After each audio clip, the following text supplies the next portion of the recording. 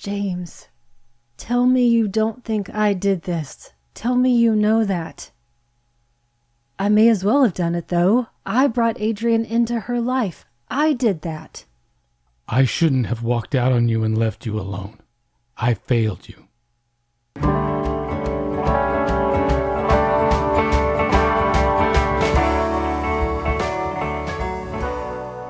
Welcome to the Magic Lantern Podcast, an ongoing informal discussion of the films we love and the things we love about them. I am Erica Long. And I am Cole-o-ween. Each episode of the Magic Lantern will be devoted to one film that we alternately select, and we will discuss why it is significant to us. Just a note, whether the film is a classic or a more contemporary title, this will be an in-depth discussion that will include explicit plot details and potential spoilers. We are at episode 168 today, and I am starting to feel a little chill in the air that could only mean it's Cole-o-ween time. What do you have for us today? Well, it's about to get downright cold in here because I chose The Invisible Man from 2020, directed by Leigh Whannell, with Elizabeth Moss, Aldous Hodge, Storm Reed, Harriet Dyer, Michael Dorman, and Oliver Jackson Cohen. This version of the H.G. Wells story is about a woman who escapes an abusive relationship, but even after the apparent death of her abuser, believes that he is still stalking her. Okay, let's get something out of the way right away. Would you rather have the power of flight or the power of invisibility? I'm going to go with flight. Good, then we don't have to get a divorce because you're not a creepy weirdo. Does invisibility powers make you a creepy weirdo? Oh yeah, this is a good litmus test for all the people in your life, listeners out there. You can sort people into two piles very easily with this test. The people who desire flight, they desire liberation and exhilaration, adventure, exploration. I had a recurring dream forever that I was flying through the air. I had it so many times when I was a kid. I have the same sort of lucid dreams too, or at the very least being able to glide long distances and being able to control it. It's one of the best feelings in the world. Now on the other side, there are probably a small percentage of introverts that would choose invisibility for the practicality of never having to be seen. I can understand that. But the vast majority of people who choose invisibility, creeps and peepers. They just want to get away with stuff, I guess. So I'm glad you chose wisely. Well, thank you for that bit of levity before my introduction, because we might need some more levity afterward. Now, unlike Grey's Anatomy, I'm doing my introduction at the beginning, why this film means so much to me, because I kind of just want to get it over with. So bear with me while I talk about why this was a difficult watch for me and probably for others as well. If you're a regular listener, you may have heard me talk about this issue in the Smile Jenny You're Dead episode or in Bits and Bobs and other episodes, but if you're hearing this for the first time, here goes. I was stalked by a stranger when I was about 21 years old. I don't know how or why this person chose me, and I will never know. For the period of several months, I wondered every time if I would step outside my door or just be at work, if he would be there, if he would try to hurt me or even just talk to me. It was really terrifying. I discovered that he was also simultaneously stalking at least 2 other women, one of whom was a single mom, which was very scary. How did you find that out? It's a very bizarre connection. He sent us letters, so this was a while ago. And in the letters, he mentioned other people by name. He sent a letter to this other woman, mentioned me. She found me in the phone book. She called me and shared her story. I never thought about the names that he mentioned in my letters, that they might actually be real people, and then discovered this whole other series of stories happening. And for her, it had been going on for a very long time, at least 2 years. But I went to the police, and a warrant was issued for him along with a restraining order. But if you've been through this process before, you know that because he never answered the door, there was really nothing the police could do. It's not like there was this dragnet over the city waiting to capture him. When I went to court to get the restraining order, I had to be in the same room with him, and the worst part was hearing his voice. Because like I mentioned, there were only letters before that. It was really difficult. In one of the letters he sent me, it seemed to imply that we either had a child together or were going to. He didn't serve any time in jail, and I moved away not too long afterward, which was helpful. But I have found that the issue has come up periodically and I have to deal with it because I didn't really get on top of it at the time. At this point in my life, though, several decades removed, I have reached a point where I feel like I was no longer retroactively dealing with it, but feeling more proactive, though still, there are movies and TV shows that will affect me deeply, like this one. Right, because we had a similar issue most recently when we tried to watch the original Cape Fear, which I think once you see it won't disturb you nearly as much as this. It's a different kind of energy once all is said and done. I know that's impossible for me to truly accurately predict, though, and what I'm curious about is it equally impossible for you to say, for sure, from film to film or viewing to viewing, when you know this theme is part of the deal, can you put a finger on what makes it bearable sometimes and not at others? I really can't. And if I sat down to think about it, possibly I could find that common thread. It could also have to do with, other stresses in my life. If it's just a bad time, maybe even something like the original Cape Fear, which was so difficult for me because it felt too close to home, maybe something like that is too much. I can tell you what bothered me in Cape Fear. And I saw the Robert De Niro version a long time ago, and that one's viscerally difficult. The original Cape Fear starts out, I don't know if you remember, with a lot more of the legal procedure part. Right. Where the complete unfairness of the situation is laid bare. And perpetrator and victim have to be in the same room together. And I do know when we saw this in the theater, you had to hold my hand the whole time. And I was sweating pretty hard from start to finish. And I knew that I still wanted to discuss this film because I loved it, but that didn't mean that I was sure that I was ready to watch it again. And for our schedule, I was considering watching this by myself, and I'm so glad I didn't because it was very difficult again. We had to incorporate some breaks. And around the 27-minute mark, again, I can't remember exactly what was happening, but I started to struggle. I had a very big cry, and then I was okay to move forward. So after all of that, thank you very much for watching it again with me and being by my side. I appreciate it. You are welcome. Of course I'm going to do that anytime. Okay, now that I've gotten all of that out of the way, are we ready to talk about the film? Yes. I don't know about you, this feels like a million years ago. We saw this in 2020, and it ended up being one of the last films in the theater that we saw before the pandemic. Yeah, we didn't exactly go out on the most positive note with that. A triumphant note eventually, but a brutal and unforgiving journey to get there. Kind of like Willy Wonka and the Chocolate Factory. Very apropos. Yeah, I'm going to inject as much fun into this as I can for Thank you, hopefully. You. I appreciate it because I'm already sweating pretty hard. So let's talk about some background of the film. Now, I mentioned Leigh Whannell directed this. He also wrote it. And I was reviewing his filmography, and I wouldn't have initially thought of him for this film, but he clearly brings a lot to the project, especially that refocus on the perspective of the victim.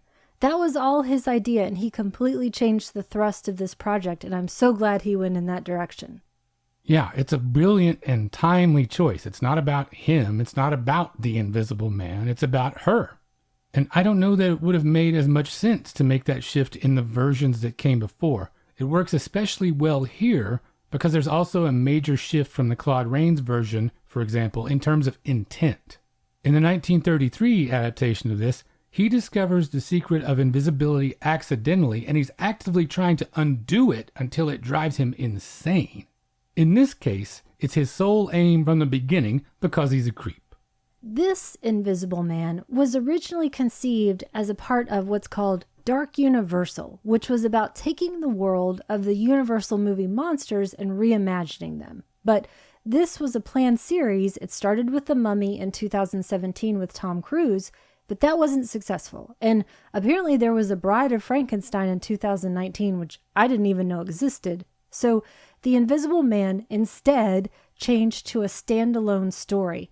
I would love to see a sequel. I have an idea about that, but that's going to come much later. Oh, okay. I can't wait to hear. To me, it seems like they started to do all this all the way back with things like Van Helsing. And I don't like the idea of them following the Marvel model for these. Making a whole cinematic universe. Yeah, it feels so cynical and by the numbers. This is the only one of the films associated with that I have enjoyed. We already got a great Creature from the Black Lagoon update and everything but name with The Shape of Water. The one idea that I'm still intrigued about that's kind of floating around with this unrealized is Russell Crowe as Dr. Jekyll and Mr. Hyde. Sign me up. Yeah. I want tickets to that. That I would like to see, but I want to see it without CGI or extravagant effects. I want to see the difference realized mostly in performance, like Frederick March. I would like to see that on the stage. Not the musical version and all that stuff that's happened, but just Russell Crowe doing the part. Russell Crowe and David Hasselhoff switching roles every night. That would be good. And Sebastian Bach. Don't forget about him. So speaking of low budget, this film's budget was about $7 million, and that's been pointed out in relation to the film, but I never think about that because it doesn't look cheap to me. And the other day, you were watching sort of a behind-the-scenes making of about Salem's Lot, and I think that they said the budget for that whole thing back in the 70s was $3 million. Yeah, the budget for Salem's Lot was $4 million, but those were $1979. With as much technical trickery as there is in this, at this point $7 million sounds like a bargain to me. It looked to me like exactly what it was, though, ultimately. It was an efficient movie where they spent their money wisely, but no one is going to confuse this with Lawrence of Arabia in terms of visual splendor. Sure, good point. It ended up earning something like $149 million, and that's pretty amazing. Well, something I wanted to ask you, while we were watching this time, I was thinking, does the name tip the hand too much, especially in the beginning? What if they had called it something else? Like Get Out? That was taken. Yeah, I kind of wish it had been called something else. Maybe not Get Out, but something that really didn't lead you down this path, that we didn't know that was the hook. Because to me, that would have just amplified her paranoia in the first act until we know the extent of his scheme. Mainly, I like the idea of withholding that piece of information from the audience, because it would have given us a harder decision to make about how we felt about her decisions and state of mind. See, that's why I actually like it, because it forces us to question her place in the story and then question our questioning and what we think we can believe or are prepared to believe. I think we're saying the same thing, just two different ways. Could be. I talk about this in a minute too. I just like where the movie starts in the overall story. In other films, this would be the culmination of the action instead. So everything to me is a step away from what we are trained to expect. Okay, you ready to get into the film proper? Yeah. Well, I love the opening soundscape and visual of the water crashing against the boulders. So I have a little bit of a metaphor that maybe I extended too far. Tell me what you think. The water is this fluid force that continues to strike against an immovable object, but the immovable object doesn't know that it's actually being stripped away one rock at a time, and the water will always prevail. It will always be mightier. She's the water, by the way. Yeah, I think that's a great metaphor. Anytime you can work that great a metaphor into an opening credit sequence, that's pretty impressive. And other than that, the credits are just cool anyway. So next we meet Cecilia, and she is about to execute her escape plan, leaving this fortress while her partner sleeps. She has clearly been planning this for a while, and we can just tell by how she moves that this must go perfectly. She makes it out of the house and through the woods and to a road while she waits for her ride, which is her sister. But her partner has woken up and is after her and attacks her in the car before they can get away. Immediately, Lee Wanell is working on these horror tropes. How does her ride not know just to step on the goddamn gas? You get in that situation and you say, go, we go. Yeah, no duh. Especially at 4 o'clock in the morning, especially in the woods by your house that you're fleeing. It's that good kind of frustration, though, when it comes to horror films. It's one of those moments that I think unites an audience because we are all feeling the same thing, and that thing is drive. So it's suspenseful from the word go. And the use of suspense in this opening sequence especially is great. Did you think that she was going to get out in the opening? Those first few minutes, those are as tense as anything I've ever seen. And we're given so much backstory without exposition. It reminds me quite a lot of The Shadow of a Doubt opening with the character building. Yeah, I was on the edge of my seat for sure. Because, like I mentioned, the escape is just the beginning of the story. That dog bowl jump scare is legit. You saw me Yeah. jump out of my seat. When you're this traumatized, everything is a reason to jump, which makes me think the way our dogs react to the doorbell, maybe there's something we should know about them. Why? It's hardly ever for them. Threw a little Norm joke in there for you. But you're absolutely right about this backstory without a lot of exposition. I really do admire the skill in wordless storytelling in this sequence.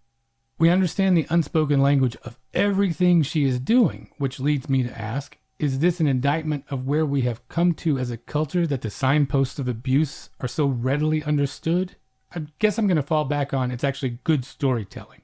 The house, you call it a fortress, this implies he obviously has money.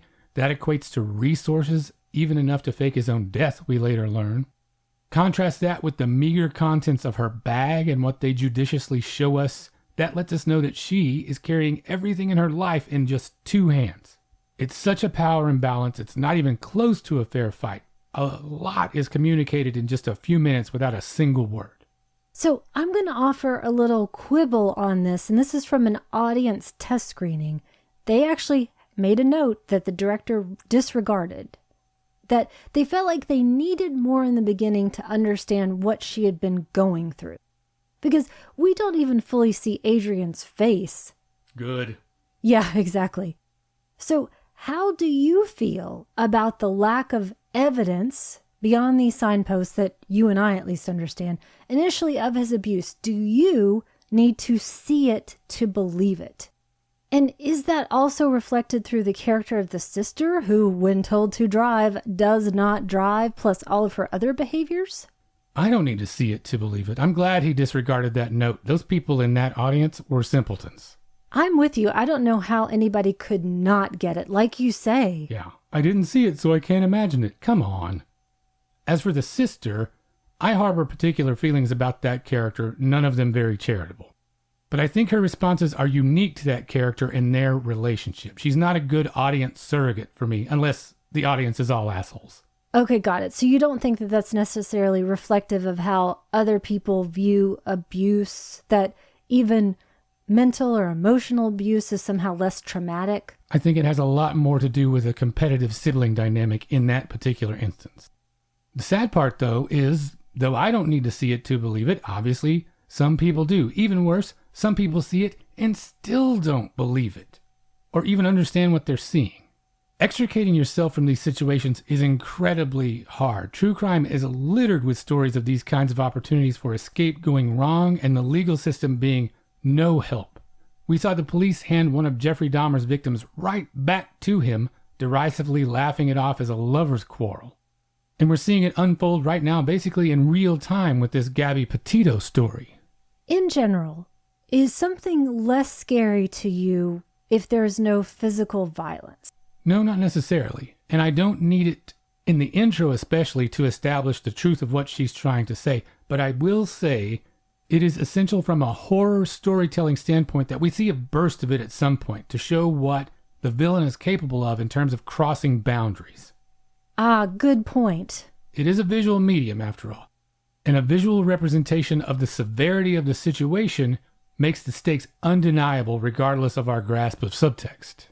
So Cecilia moves in with her friend James and his daughter Sydney, and she shares with James and her sister how their relationship changed, how the abuse and violence progressed. And she is clearly struggling to move forward, but she's starting to progress forward a bit. The big bolt out of the blue here is her finding out that he has committed suicide.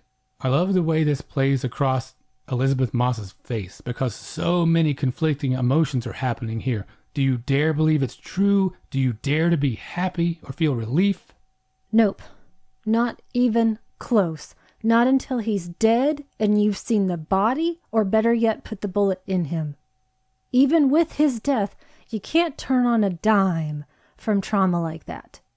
And with that announcement of his death, there comes him still trying to get the final word, which is this forced meeting with his brother, reading his will, and we learn that Adrian has bequeathed to Cecilia $5 million.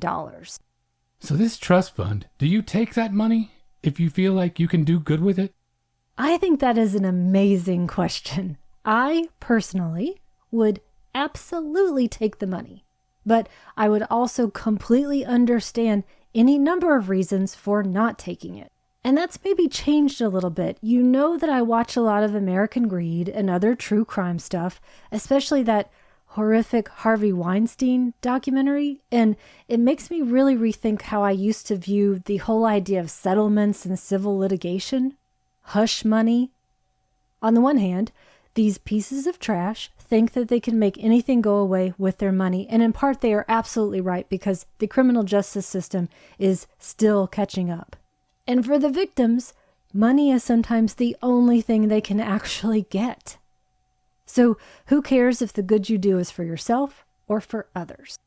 I fall generally into the same camp as you, I think, in this.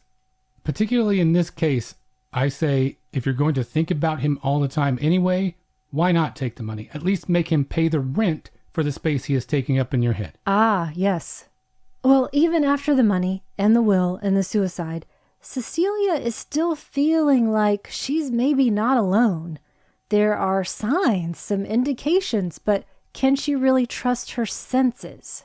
So we teased this a little bit earlier. What do you think people are more predisposed to believe? That he could be haunting her as a ghost? This is a horror movie.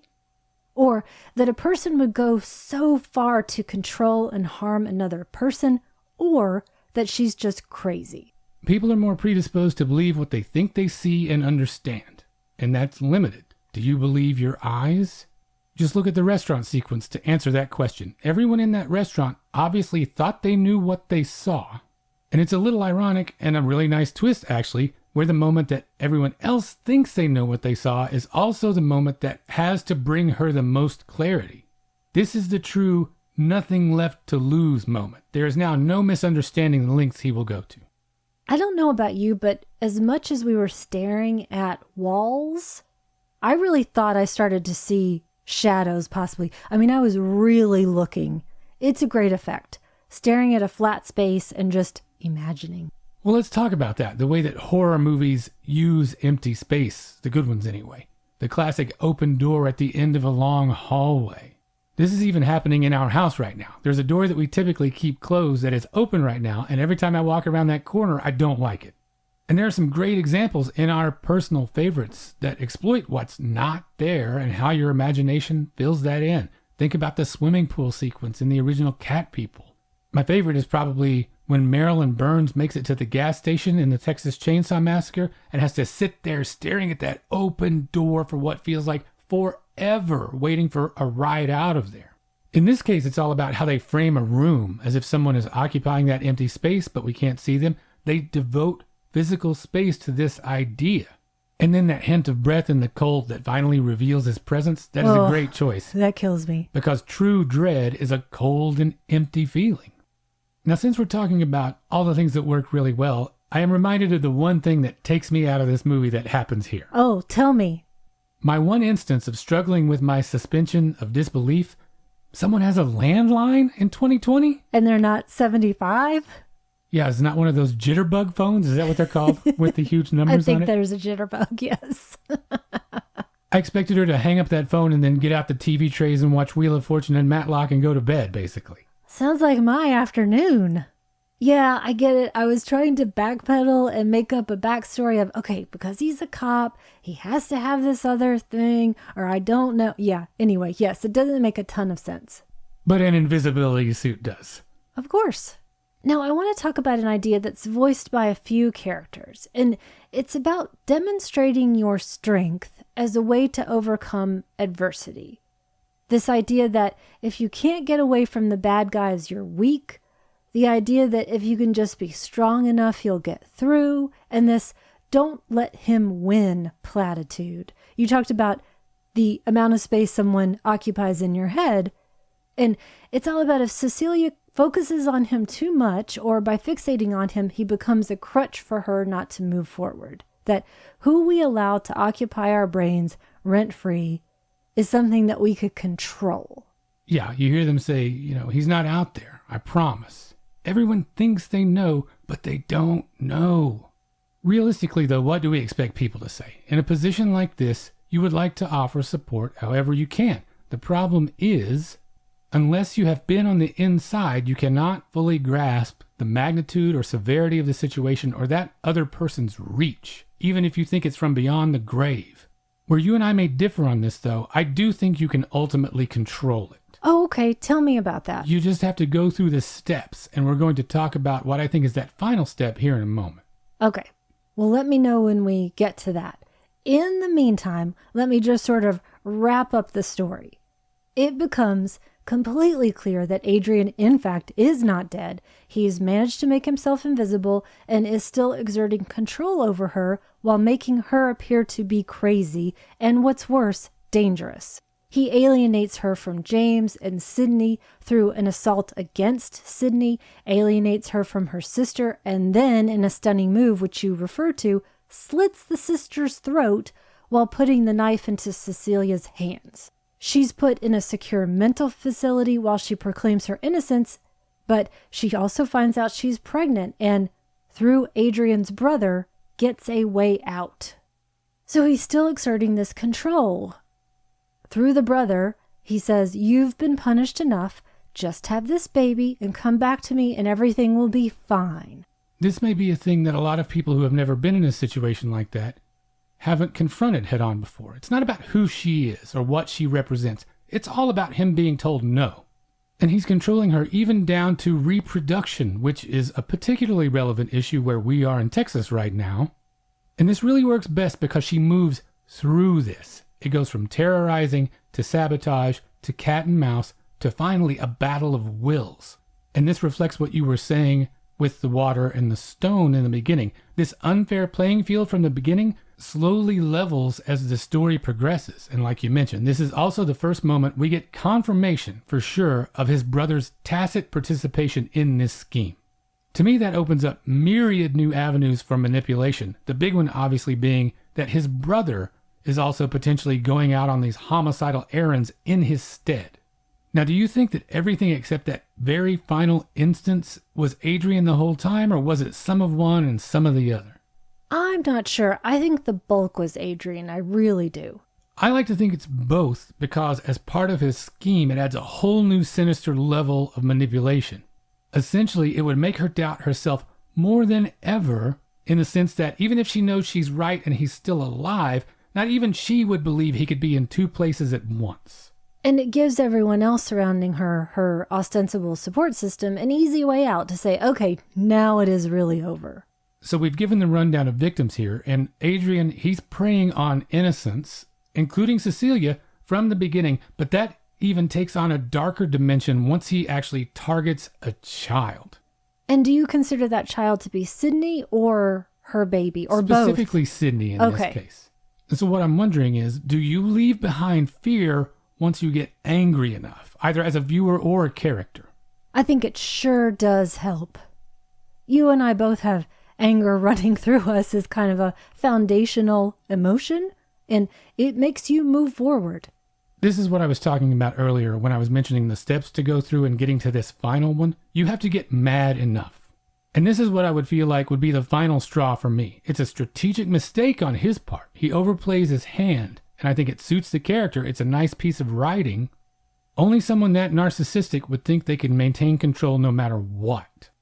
I mentioned that nothing left to lose moment at the restaurant before. That's where she first begins to understand it. This is where she actually begins to put it into practice. People are at their most dangerous when they are at their most desperate, when their backs are against the wall. And that's where he has put her, and he doesn't account for it because in his arrogance, he underestimates her. But if I am this angry, I don't have time or space to devote to being afraid anymore. And once I cross that threshold, it's done. You're not going to put me back in that spot. Now, going back to the horror tropes thing again, do you feel like they made this sister so unappealing as to feel expendable for the audience? I mean, she is definitely awful throughout. To me, it's more about the trope of the removal of the support system, along with, we want to see all the terrible people get killed. It's sort of like two tropes for the price of one.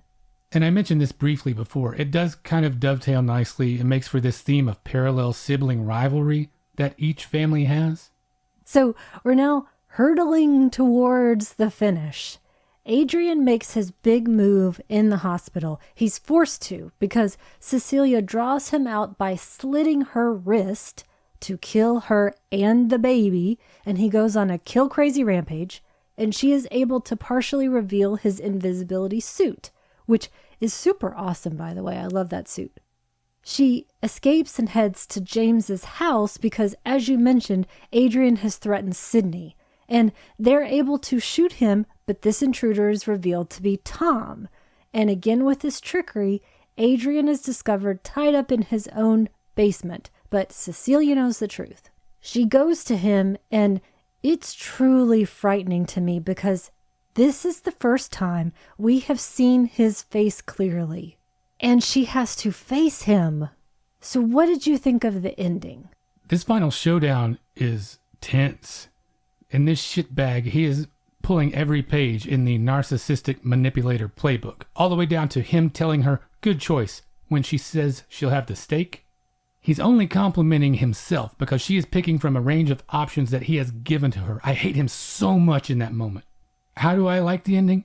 He looks like a rat, and I'm glad he's dead. I relish the look on his face as the last thing he will ever know on this earth is that she has defeated him. He lost. And she saves the dog. Win-win. Yeah, I loved it too. Not only do we see him get hurt, but we see the life leave his eyes, and to me it is incredibly satisfying. Though I have to ask, is that too much bloodlust on my part? And did you feel like her character was alienating at the end? Should she have been put in peril like other final girls? My answer is no. She was in peril. Anytime you're in proximity to this guy, you're in peril. To bring it back around to the choice that I actually offered you in the beginning, I love the ending for another reason. It's freedom. She has chosen flight. Two different interpretations of that word now. And you have to know how much a fan I am of this idea that if you want something done right, you have to do it yourself. Hell yeah. So yes, I like the ending. It's foreshadowed just enough as to not be completely out of left field, but enough has gone on in the interim that we haven't thought that much about her having the other invisibility suit. And it's a clever bit of turnabout is fair play, mirroring the restaurant scene, echoing that very moment that made her willing and able to go this far. Just like in the restaurant, there are witnesses, but those are his surveillance cameras this time. He's hoisted on his own invisible petard. And now you have to believe what you see. Right. She has turned the optics against him. There's no way you watch that footage and think anything happened except a bizarre suicide. The unblinking eye never lies. One thing I wonder about, though, the last thing I'm thinking as we cut to the credits, do you think she keeps that baby? Whew, that is a difficult question. I don't know the answer to that. I truly do not know the answer to that. And I like that because that to me suggests ultimate freedom to make your own choice. Here's where my sequel idea comes in. Invisibaby. The baby has a suit, or the baby's born invisible in the suit from the womb? Why you gotta make it so complicated? Okay, you just put the dog in there. It's Invisibaby and the dog, and I will watch that. The reason it comes to mind, though, really, seriously, is that psychopathy is among the most hereditary of disorders. So do you take that chance that you have a little Adrian? I really don't know the answer. I really don't. Or just take the chance that the baby has Adrian's eyes or Adrian's face. Little rat face. Okay, so we've come to the end of the film. Let's get into our wrap-up.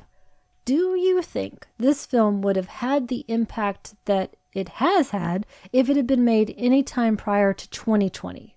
There are one or two places in history that it could have come along, but I think it was vital to the success of this film that it came along exactly when it did.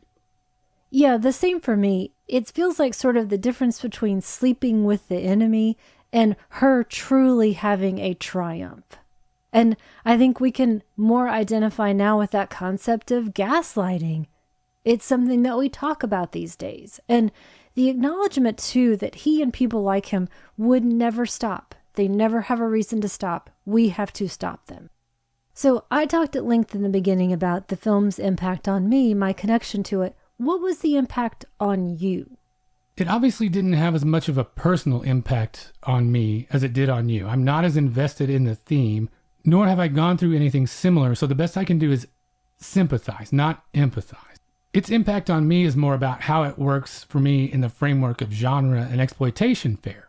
I think it's a great addition to the canon of traumatic abuse/revenge films. To me, this slots in just as well with something like I Spit on Your Grave as it does the original Universal Monsters. I think that's a great touchstone. There's one that I wanted to mention, Hard Candy from 2005 with Elliot Page and Patrick Wilson. I definitely recommend that one. And I did watch Enough recently with Jennifer Lopez. I saw it in the theaters when it came out and just came back to it. This is obviously not as lurid or sleazy as some of those examples, especially I Spit on Your Grave. And we talked about that in the beginning. It doesn't have to explicitly show what she went through for us to understand, but it is down and dirty enough ultimately for us to be on the side of the vigilante and not balk at her eye for an eye solution to this problem. Well, were there any other films that you could think of showing the effects of abuse that we want to make sure we mention? The film about abuse that looms largest for me in my personal landscape, and this is probably just based on the generation I'm from, is The Burning Bed. Same for me. I think that was a watershed moment in the culture. There are horrific things that happen in that, and it spawned a million water cooler conversations and Donahue episodes. And I think the entire Lifetime channel probably. Yeah, I want to say it was even featured in an issue of Weekly Reader that I saw when I was in middle school. This introduced the concept of battered woman syndrome to the culture at large, and the real Francine Hughes being found not guilty, essentially because the jury and judge believed in her. That is a major turning point in how we viewed and talked about incidents like this. It transformed the public's understanding of domestic violence and all the forms that it could take. Now, this idea about sympathizing, empathizing, do you think truly that we believe that anyone is vulnerable? Or do you think we think it wouldn't happen to us? Anybody else but us? Well, vulnerability, it certainly creates this undeniable tension in the movie. At every moment, Cecilia is vulnerable. Going up into that attic, for instance, that's the very first don't do it moment that we have. And to her credit, she goes right at it once she has made up her mind. I love that about this character. In our personal lives, though, I think we feel a mixture of both. Like you were saying, we believe that it will happen to anyone else first. Most people don't like to think of themselves as vulnerable or weak. Of course I would know how to handle that. It's a death by 1,000 cuts thing, though. It's insidious and gradual, the way this happens in real life. Yeah, insidious is a word I used. I think it's so widespread. I really do think anyone is vulnerable at some point in their life or another. Yeah, the people that do this, they don't start by imprisoning someone. They undermine their confidence. They make them complicit in their own captivity. You basically enlist their own subconscious as your help. You don't have to tell them as often that they'll never get away if they are constantly doing that job on themselves for you. Some people are obviously more prone to that happening than others, but I don't think anyone is completely impervious to it. You just have to find the thing they respond to, and that's not hard to do with most people. People give themselves away. That's why I was stressing earlier that it's all about that breaking point. The faster you get there, the faster you can change this situation. I mentioned gaslighting earlier, and I don't think I'm wrong. It's a term that's become way more common, at least in the last 5 years. It can apply to systemic racism, bigotry of all kinds, to make us think that what we're experiencing is not really happening. And I love here that Adrian's field is optics, which is this word you see used in legal and political spheres to talk about perception and how to skew that perception to fit into a different narrative. Yeah, it's a brilliant metaphor, I think. This technology isn't mad science. It is the application of the everyday. This is in millions of homes. Look at how many doorbell camera shots you see on Nextdoor every day. Like I said, it's that unblinking eye, but this time it is turned against us. It's an extension of constant surveillance. In this case, reflecting the world back at us to conceal the true threat. And this ended up being, along with financially successful, incredibly critically lauded too. Was that a surprise to you? On paper, would you have thought they could pull it off? It was a little bit of a surprise because there is a long history of mainstream critics not taking the horror genre seriously or treating it with anything but disdain. Siskel and Ebert, they were notoriously bad about that. We just had that review from Owen Gleiberman a few weeks ago claiming that the original Halloween was a carbon copy of the Texas Chainsaw Massacre, proving that one of the main critics for Variety literally knows nothing about the genre. Those two films couldn't be any more different. So with that in mind, yes, I am always pleasantly surprised when a well-made horror film gets positive attention from the critical establishment. It's a little less of a surprise because this was sort of tailor-made to capitalize on a lot of things that the culture at large was feeling and talking about. So there's a bit of a fish in a barrel aspect of it in that regard. Notice that didn't pan out exactly for the latest update of Black Christmas, though. The film still has to work. There has to be some skill and craft. You can't just turn in a paint-by-numbers project meant to tap into the zeitgeist. And this is how the Universal monsters in the 30s worked so well. It's often better that these things just find their way into the story organically. They need to seep out because we can't help ourselves. It needs to reveal something bubbling under our collective surface, not just cash in on a hashtag.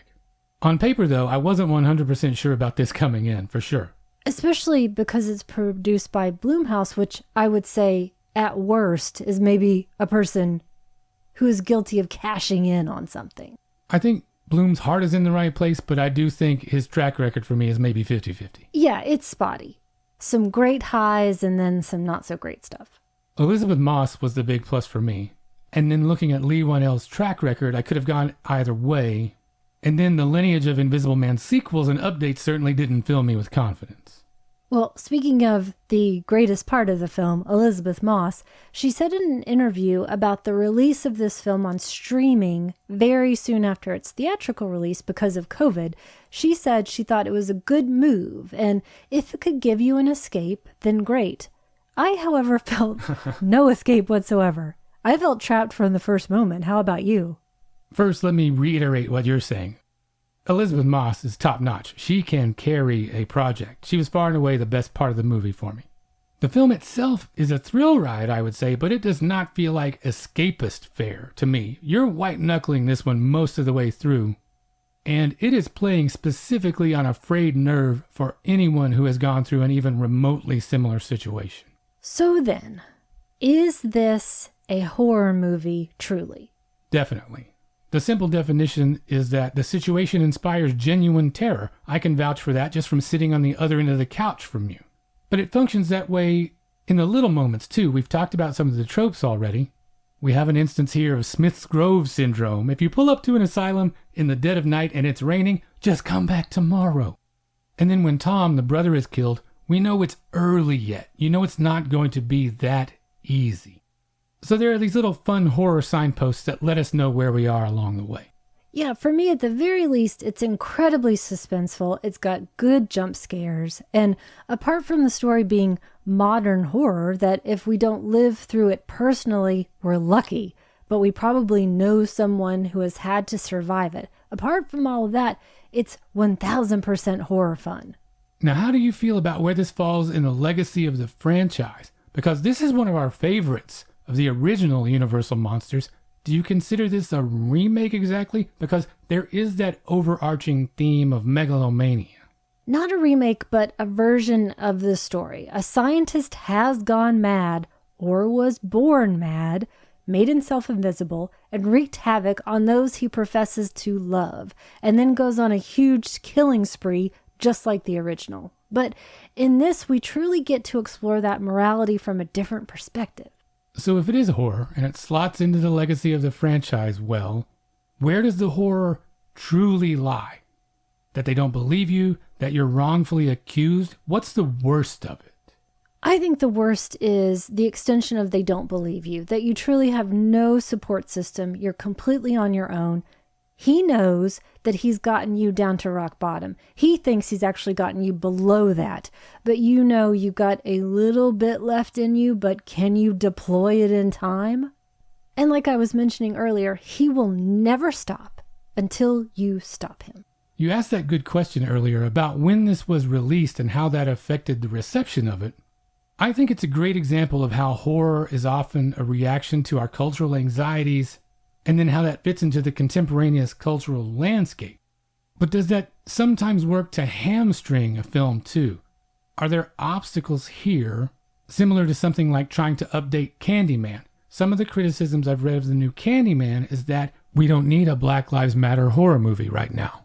Could you say a similar thing about the Me Too movement in this case? Yeah, it's an interesting question. I guess I have to go back to something that you said earlier, that it really all does come down to the film itself. You can't necessarily plug into the zeitgeist at exactly the right time. The film itself has to work. And I haven't seen the updated Candyman. Yeah, neither have I. So I'm going to reserve my judgment on that one.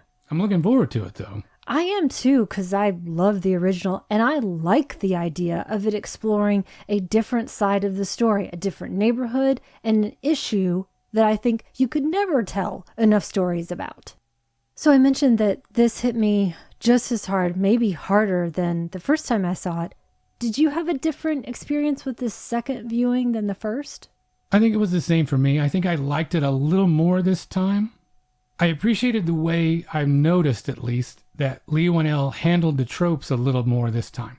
It was probably one of those cases where I knew what was going to happen, so I could sit back and look for other things this time. I mentioned a few of those as we went along here, and I like that sometimes it plays right into the tried and true, those things that generate the universal frustration, for example, that I mentioned. And then sometimes there are updates or new twists on old ideas. Suicide attempt by lawyer's pen is a brilliant touch, for example. So it probably bumped it up a half star, 3.5 to 4 for me, seeing more of those things at work. Yeah, interesting. The more I was reading about it, the more I liked it, even than those two viewings. The new thing that I noticed, based on these readings, all of Tom's clothing is a size or a couple sizes too small for him. If you notice, in the last scene in which he's actually clothed, not as the Invisible Man, his shirt is longer than his blazer arm length. So it's kind of fun to notice, oh yeah, there was so much work being put into this. Okay, so then how about your recommendation? For my recommendation, I am choosing Hollow Man from the year 2000. I still haven't seen it. That's directed by Paul Verhoeven, starring Kevin Bacon, Elizabeth Shue, my other favorite Elizabeth with an S in it, and Josh Brolin. It's about a scientist that has developed an invisibility serum for the military, and as often happens in these cases, the combination of his own arrogance, the mad science, and the isolation cause him to go berserk, and Verhoeven excess ensues. So I'm assuming there's going to be some sexual element to it. A pretty disturbing sexual element to it. I kind of liken this to the Ed Norton Hulk movie. I feel like, give this time, appreciate the time period in which it was made, and you will have fun with it. The special effects are pretty great, I have to say.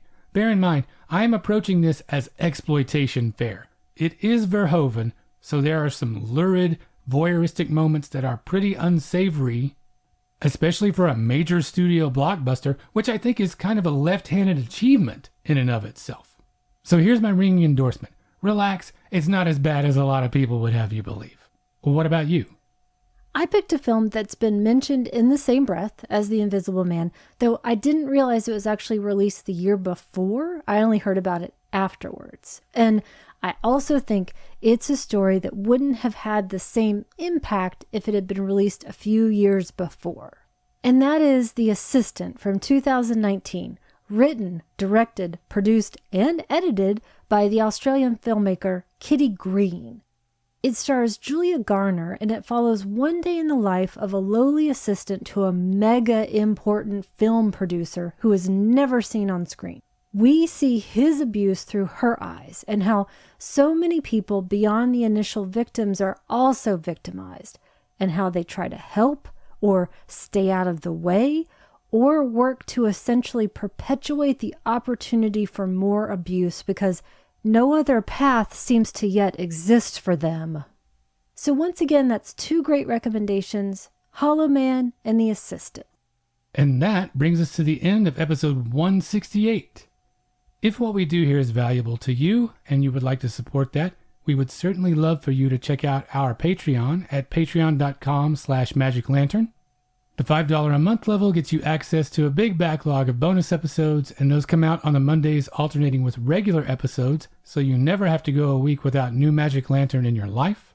During Cole-o-ween season, I also read short stories for fun too, and this year I am taking that from a book of ghastly little ghost stories I have.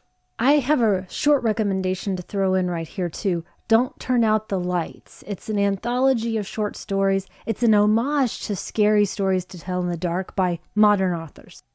In addition to the Patreon, we have also added a simple donation button to the website. So if Patreon is not your thing and you'd rather just make a one-time PayPal donation to help keep the lantern lit, you can go to magiclanternpodcast.com and just look for the donate button in the upper right corner under the header. And that's in the main drop-down menu if you're on a mobile device. We appreciate everyone's support so much. If you would just like to get in touch with us, you can reach us via email at magiclanternpodcast@gmail.com. We are on Facebook, Instagram, YouTube, and TikTok. Just search for Magic Lantern Podcast on any of those platforms. We are on Twitter at Lantern_cast. And I just wanted to take a second to say thanks to everyone who has shared the show or given us feedback since last time, or sent well wishes regarding my health after the last episode, particularly our friends Spencer Seams and Leanne Kubich. If you're sharing the show or talking about us, please make sure to tag us so we can say thanks. You can find our show on Audible, Amazon Music, Apple Podcasts, Google Podcasts, Stitcher Radio, Spotify, just about anywhere you get your podcast you can find us. If you'd like to leave us a rating or review via any of those services, we would certainly appreciate that. And finally, you can find all of our episodes, including supplemental material, at the website magiclanternpodcast.com. And thank you for listening to the Magic Lantern Podcast.